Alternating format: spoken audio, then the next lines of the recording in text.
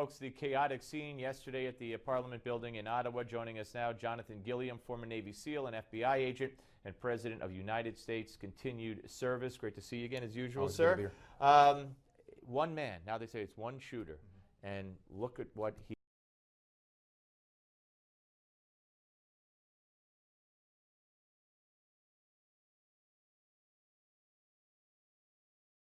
You had a prime minister that took a bold stance and said, we think this is terrorism, right? So what does that do? That prepares the citizenry of Canada psychologically for the fact that this could continue, right? That's the first thing. Second thing that we saw was some of the tactics, when this occurred, the way they moved towards the sound of the fire, that was good, and the way that they initially reacted. Now, what was bad about that is the fact that you can clearly tell that their tactics are not practiced, that they didn't expect this to happen.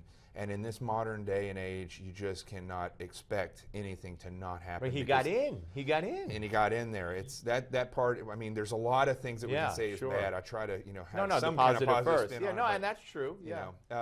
But it doesn't take a lot to kind of contemplate what could happen.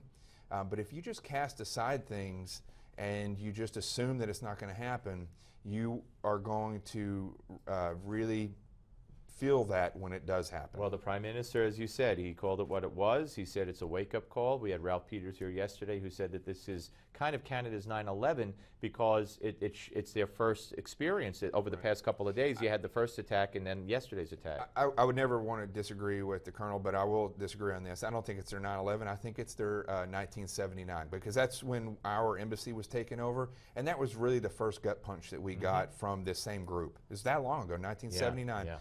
It was then followed in 1983 by Beirut and so on and so forth. It's progressed since then.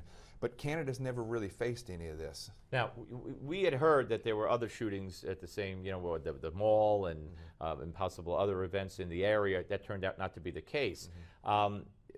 ISIS the other day in Syria, 15 simultaneous attacks.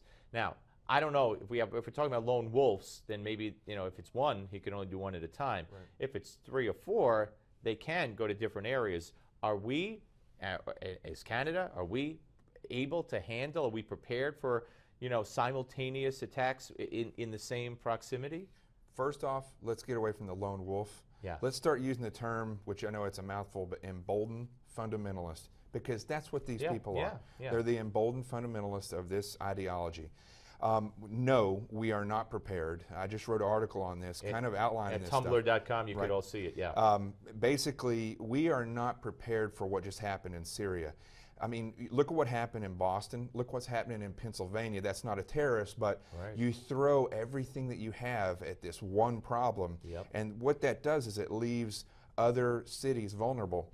If we had what happened yesterday in Canada here, and then we added to it 2 sniper attacks like happened in Washington, D.C., which crippled Washington, D.C. You had somebody go into a mall in Kansas and throw a grenade.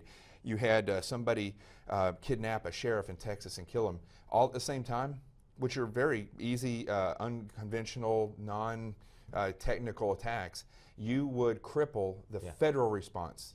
So the locals have to be ready for this and trained. I mean, that's who you see on these films. You don't see federal agents, you see locals. And again, also, you have to also be careful on a different avenue along the same lines.